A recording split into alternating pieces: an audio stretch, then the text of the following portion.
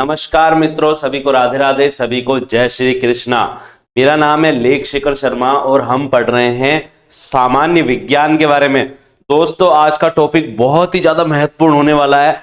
आज हम क्या पढ़ेंगे? आज हम पढ़ेंगे भौतिक एवं रासायनिक परिवर्तनों के बारे में। देखो, आज हम ना विभिन्न प्रकार के टॉपिक देखेंगे दोस्तों। एक तो हम देखेंगे भौतिक व रासायनिक परिवर्तन किसे कहते हैं। दूसरे नंबर पर अपन देखेंगे ऑक्सीकरण अपचयन अभिक्रियाएं किसे कहते हैं। और तीसरे नंबर पर अपन देखेंगे कि उत्प्रेरक क्या होते हैं। क्या होते हैं? उत्प्रेरक। तो तीन टॉपिक के बारे में पढ़ेंगे दोस्तों अपन। भौतिक एवं रासायनिक परिवर्तन पहला, सेकंड नंबर पर ऑक्सीकरण अपचयन अभिक्रियाएं और तीसरे नंबर पर हम पढ़ेंगे उत्प्रेरक के बारे में। तो स्टार्ट करता हूं दोस्तों मैं। देखिए आप ध्यान पूर्वक, भौतिक एवं रासायनिक परिवर्तन। देखो, मैं आपको ना बिल्कुल सिंपल सा एक उदाहरण दूंगा दोस्तों, सिंपल सा एक उदाहरण दूंगा और आई होप आपको इससे समझ में आ जाएगा। देखिए दोस्तों, ये क्या है? ये एक छोटा सा पेपर है। क्या है? ये छोटा सा एक पेपर है दोस्तों। अगर मैं इस पेपर को फाड़ दूं या काट दूं, अब बताओ ये क्या है? अभी भी ये पेपर है। अगर मैं इस पेपर को और ज्यादा काट दूं या फाड़ दूं, अब ये क्या बन गया? अभी भी ये पेपर ही रहेगा। पेपर के फटने के बाद भी दोस्तों पेपर क्या रहता है?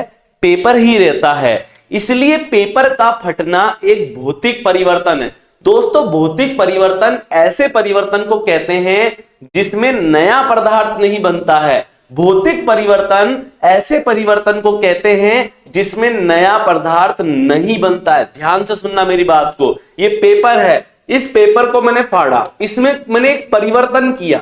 इस पेपर का फटना एक भौतिक परिवर्तन है, क्योंकि पेपर फटने के बाद भी पेपर ही रहा, किसी अन्य पदार्थ में ये नहीं बदला। यहां तक आ गई आपको बात समझ में? लेकिन अगर मैं दोस्तों इस पेपर को अगर मैं जला दूं, अगर मैं इस पेपर को जला दूं, तो आप देखेंगे जलने के बाद मैं आपसे पूछूं अब क्या बचा, तो आप कहेंगे कि अब पेपर तो बची नहीं, अब तो केवल राख और धुआं बची है।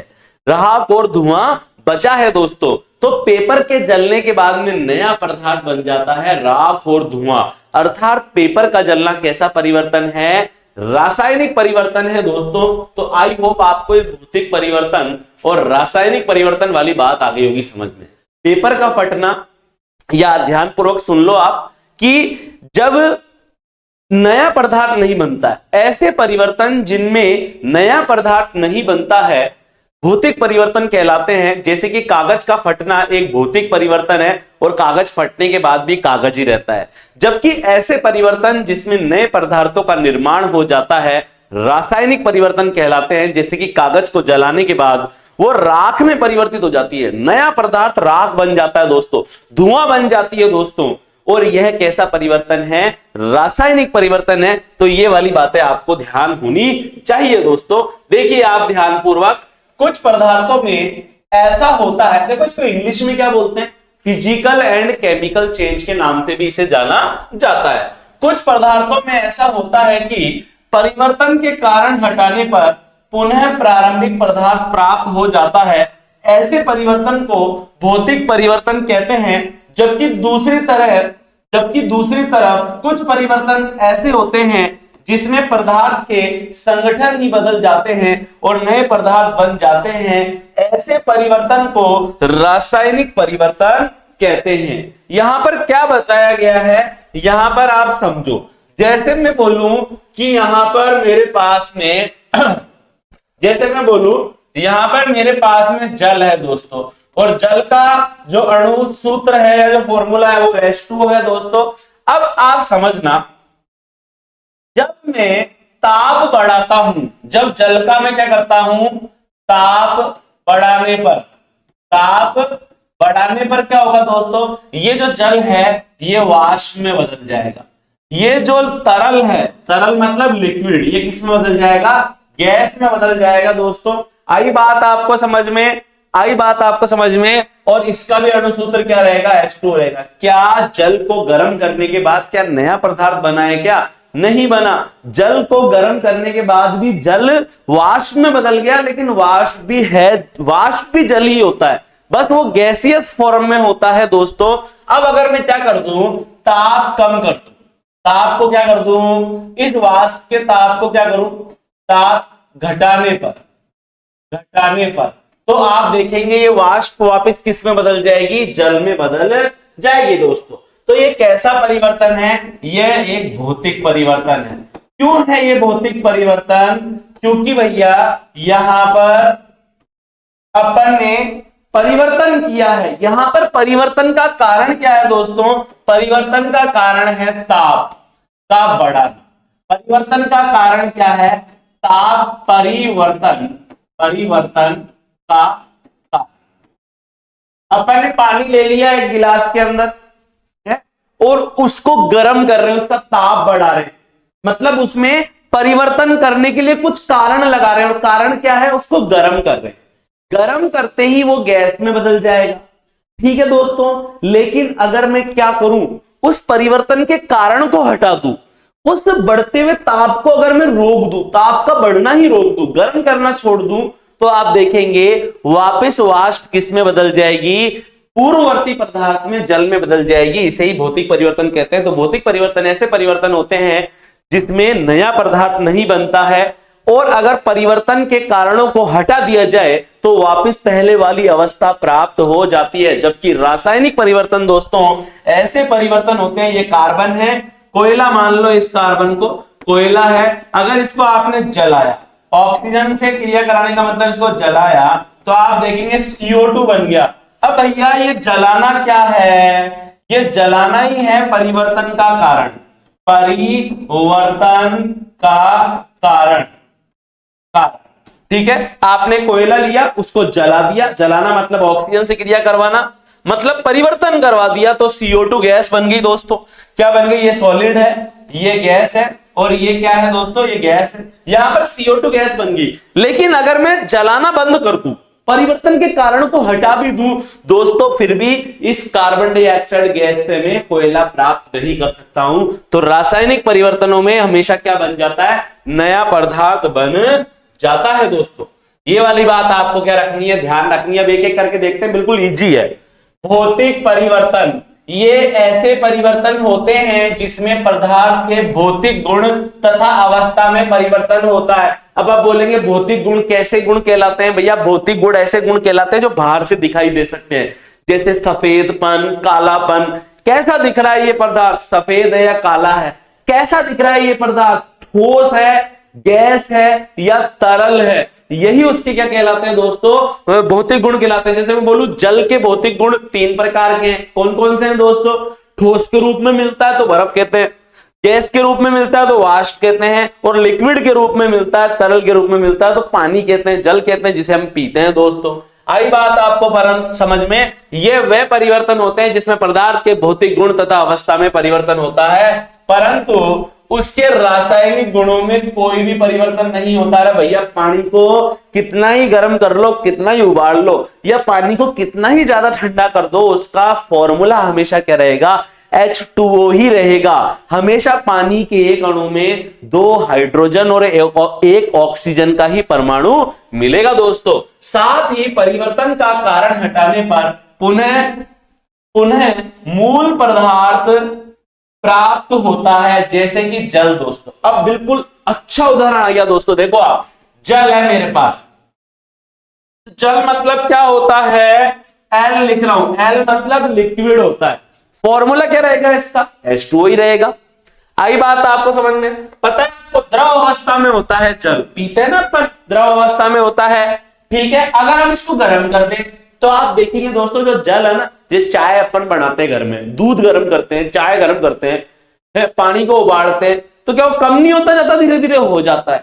पानी जो है वो वाष्प बनकर हवा में उड़ता रहता है। जल को गर्म करने पर गैसीय अवस्था वाष्प में बदल जाता है। ये वाष्प क्या है दोस्तों, G है, गैस है। अगर अपन क्या करें, इस जल या वाष्प को ठंडा कर दे तो क्या बन जाएगा, ठंडा करने पर दोस्तों ठोस में बदल जाता है। ठोस मतलब बर्फ बन जाता है, और बर्फ भी क्या है, सॉलिड है दोस्तों। सॉलिड तो कहेंगे, बर्फ ठोस, यानी कि पानी लिया, पानी को गर्म किया, वाष्प में बदल गया, गैस में बदल गया, आई बात आपको समझ में? अगर आप इस पानी को अगर ठंडा कर दोगे बहुत ज्यादा तो यही पानी किस में बदल जाएगा? बर्फ में बदल जाएगा दोस्तों। लेकिन चाहे जल हो, चाहे वाष्प हो, चाहे बर्फ हो, तीनों का ही फॉर्मूला क्या रहेगा? H2O H2O H2O रहेगा। मतलब कि रासायनिक गुणों में कोई भी परिवर्तन, अब आप बोलेंगे रासायनिक गुण क्या है? ऐसे परिवर्तन जो उसके अणुओं पर निर्भर कर रहे हैं, परमाणुओं पर निर्भर कर रहे हैं, रासायनिक गुण है। भैया जल को चाहे गर्म करो चाहे ठंडा करो, अणु सूत्र हमेशा H2O ही रहेगा।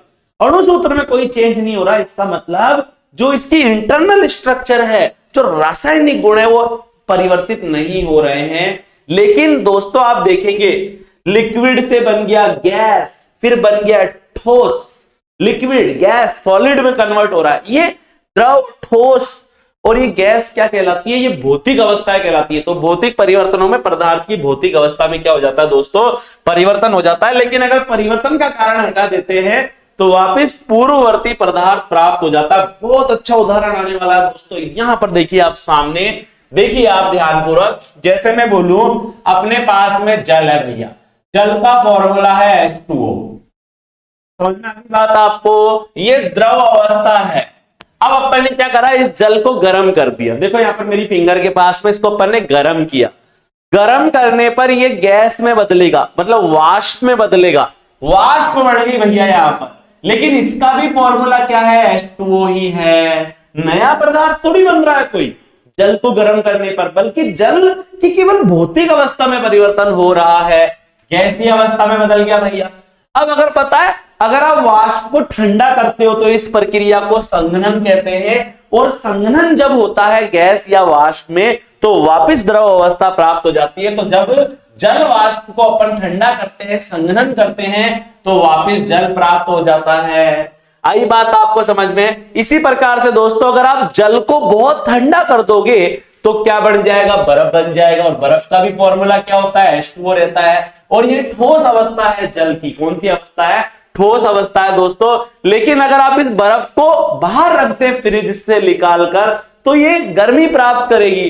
गर्मी प्राप्त करके ये वापस किस में बदल जाएगी? बर्फ द्रव में बदल जाएगी। तो भैया द्रव ही गैस में बदल जाता है, गैस से वापस द्रव बन जाता है। द्रव को ठंडा करने पर ठोस बन जाता है। ठोस जब गर्म होता है तो वापस किस में बदल जाता है? मतलब जो बर्फ जब गर्म होती है तो वापस किस में बदल जाती है? द्रव में बदल जाती है। सारे के सारे भैया, चाहो तो आप 1000 बार चाहो तो जल से वाष्प बना लो, चाहो तो 1000 बार वाष्प से जल बना लो, चाहो तो जल से बर्फ बना लो। सारी की सारी अवस्थाएं एक दूसरे में परिवर्तित हो सकती है। ये किसका उदाहरण है? भौतिक परिवर्तन का उदाहरण है। यहां पर नया पदार्थ नहीं बन रहा है दोस्तों। अब देखो भौतिक परिवर्तनों के उदाहरण क्या क्या है। जैसे मैंने आपको बताया कागज का फटना, कागज का फटना, फटना या कटना। अरे भैया कागज फटने या कटने के बाद भी कागज ही रहता है। ये जो टी शर्ट पहन रखी है ये एक दिन पुरानी हो जाएगी, गल जाएगी, फट जाएगी, लेकिन फिर भी ये रहेगा कपड़ा ही। इसके रासायनिक गुणों में परिवर्तन नहीं होगा। तो किसी चीज का टूट जाना, जैसे कोयला ले लूं और कोयले को पीस पीस के उसका पाउडर बना दूं भैया, तो रहेगा फिर भी वो कोयला ही। आई बात आपको समझ में? ओनली फॉर आपने ठोस कोयले को पीस पीस कर उसका पाउडर बनाया है। आई बात आपको समझ में? तो कागज का फटना या कटना। लोहे का चुंबक में बदलना दोस्तों, लोहे का चुंबक में बदलना भी एक प्रकार का भौतिक परिवर्तन है। इसी प्रकार से दोस्तों नौसादर का ऊर्ध्वपातन होना। दोस्तों ये NH4Cl एक कपूर जैसा पदार्थ होता है। जैसे कपूर होता है ना, कपूर, अगर आप कपूर को ऐसे लगाओगे ना ठंडा ठंडा लगेगा आपको। कपूर में ऑयल मिला के अगर हम लगाते हैं तो ठंडा ठंडा लगता है। तो दोस्तों जो कपूर जैसा ही नौसादर होता है, नौसादर को अगर आप जला देते हैं तो दोस्तों जो नौसादर है वो वाष्प बन के उड़ने लग जाएगा। इसको क्या बोलते हैं? इसको बोलते हैं ऊर्ध्वपातन। ऊर्ध्वपातन का मतलब है जब कोई ठोस पदार्थ को जलाया जाए और अगर वो बिना द्रव में परिवर्तित हुए सीधा ही वाष्प में बदल जाए तो इसे ऊर्ध्वपातन कहते हैं। भैया बर्फ है, बर्फ को आप गर्म करो तो क्या बर्फ डायरेक्ट वाष्प में बदलेगी? क्या नहीं, पहले बर्फ धीरे धीरे धीरे धीरे पिघलकर जल में बदलेगी, फिर जल धीरे धीरे उबलकर वाष्प में बदलेगा। तो भैया लेकिन जो नौसादर है, जो कपूर है, इनके गुणधर्म क्या है कि अगर आप एक टुकड़ा ले लो इस नौसादर का और उसे अगर आप जलाओ या गर्म करो तो द्रव में नहीं बदलेगा, डायरेक्ट किस में बदल जाएगा, डायरेक्ट वाष्प में बदल जाएगा। इसे ऊर्ध्वपातन कहते हैं। और अगर आप इस नौसादर की वाष्प को इकट्ठा करके ठंडा कर लो, क्या कर लो, ठंडा कर दो, तो वापस उस वाष्प से ठोस नौसादर प्राप्त हो जाएगा। तो ये दोस्तों क्या है, भौतिक परिवर्तन है। इसी प्रकार से दोस्तों शक्कर का पानी में विलय होना। अरे भाई आपने एक गिलास पानी लिया और उसमें शक्कर घोल दी बहुत सारी, चीनी पानी में घुल गई, भौतिक परिवर्तन है। अरे भाई आप उस पानी को धूप में रख दो, पानी भाप बनकर उड़ जाएगा, आपकी चीनी आपको वापस प्राप्त हो जाएगी। आई बात आपको समझ में आए तो टेंशन लेने का नहीं रे बाबा, टेंशन देने का भी नहीं। आई बात आपको समझ में। अब इधर आप देखिए भौतिक परिवर्तन के गुण क्या है। तो भैया पहला गुण तो क्या है, नया पदार्थ नहीं बनता है। ठीक है, तो देखो आप पदार्थ के केवल भौतिक गुणों में परिवर्तन होता है। अब पदार्थ के भौतिक गुण कौन कौन से होते हैं, उसकी अवस्था। अवस्था भैया कितनी प्रकार की हो सकती है, 3 प्रकार की हो सकती है, ठोस, द्रव और गैस। भैया तो पदार्थ की अवस्था में परिवर्तन हो जाता है, रंग में परिवर्तन हो जाता है, गंध में परिवर्तन हो जाता है। दोस्तों अगर आप परिवर्तन का कारण हटा दो तो पुनः प्रारंभिक पदार्थ प्राप्त हो जाता है। बहुत अच्छा उदाहरण देता हूं, मेरे पास थोड़ा सा पानी है, एक गिलास में मैंने क्या ले लिया, पानी ले लिया। आई बात आपको समझ में, कुछ नहीं कर रहा हूं, कोई कीड़ा नहीं कर रहा हूं मैं उस पे, बस एक गिलास पानी लेके खड़ा हूं। अब मैंने उस पानी को फ्रीजर में रख दिया, फ्रिज के अंदर ले जाके रख दिया। थोड़ी देर बाद आप देखेंगे पानी किस में बदल जाएगा, पानी किस में बदल जाएगा, बर्फ में बदल जाएगा। दोस्तों बर्फ में बदलने का मतलब क्या है कि पानी के अंदर परिवर्तन हो गया, भौतिक परिवर्तन, और वो ठोस बर्फ में बदल गया। परिवर्तन का मैंने कुछ कारण लगाया है उस पर। अब कोई मेरे से पूछे, अरे भाई साहब ये पानी अभी तो गिलास में पानी के रूप में था, ये बर्फ में कैसे बदल गया, कारण पूछ रहा है। क्या है इस परिवर्तन का कारण कि ये पानी बर्फ में बदल गया। मैं क्या बताऊंगा उसको कि मैंने है ना इस पानी को है ना फ्रीजर में रख दिया था, फ्रिज में रख दिया था, तो ये बर्फ में बदल गया। अब वो आदमी क्या बोल रहा है, जरा ऐसा करो, इस पानी की जो ठोस बर्फ बन गई ना, इसको आप फ्रिज में से वापस निकालकर बाहर रख दो, मतलब इस परिवर्तन के कारण को हटा दो, इस फ्रिज को हटा दो, या फिर बर्फ को वापस खुले में रखो। देखते क्या होता है, आप देखेंगे बर्फ वापस पहले वाली अवस्था यानी कि पानी में बदल जाएगी। तो भैया भौतिक परिवर्तनों में परिवर्तन का कारण हटाने पर वापस पहले वाला पदार्थ प्राप्त हो जाता है। ये परिवर्तन अस्थायी होते हैं। अरे भाई आपने जल को ठंडा करके पानी या जल को ठंडा करके बर्फ में बदल दिया, अब क्या वो हमेशा बर्फ में रहेगा 100 सालों तक, सैकड़ों सालों तक? नहीं, बर्फ जैसे ही खुले में आएगी वो वापस किस में बदल जाएगी, जल में बदल जाएगी। अरे भाई जिस समुद्र का पानी है वाष्प बन के हवा में उड़ा, क्या बारिश जब होती है तो क्या वापस वो जो बादलों में जो वाष्प है वो वापस जल में नहीं बदल जाती है? तो भौतिक परिवर्तन कभी भी स्थायी नहीं होते हैं दोस्तों, बल्कि अस्थायी होते हैं। नए पदार्थ का निर्माण नहीं होता है। ये वाली बात आपको क्या रखनी है, ध्यान रखनी है दोस्तों।